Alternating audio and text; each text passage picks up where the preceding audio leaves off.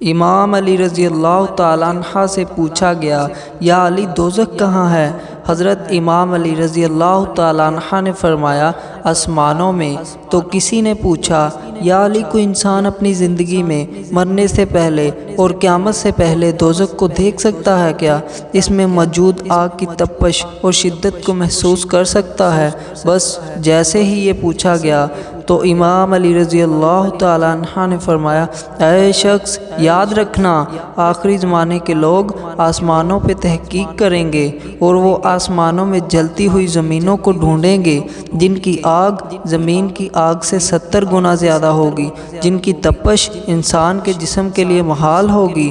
تو یوں ان میں سے کچھ انسان اندازہ لگائیں گے کہ شاید یہ دوزخ کا عکس ہے جس پر گناہ گاروں اور اللہ کے نافرمانوں کو بھیجا جائے گا، اور کچھ اپنے علم کے نشے میں مست رہیں گے۔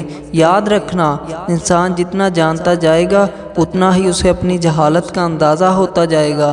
اے شخص، انسان کے لیے بہتر یہ ہے کہ وہ مسلسل اللہ کے دربار پہ توبہ کرتا رہے، اپنے آپ کو گناہوں سے دور کرتا رہے، اللہ کا فرما بردار بن کر زمین پر موجود مخلوقات کی خدمت کرتا رہے، کیونکہ یہی اللہ کی رضا اور انسان کی بقا ہے۔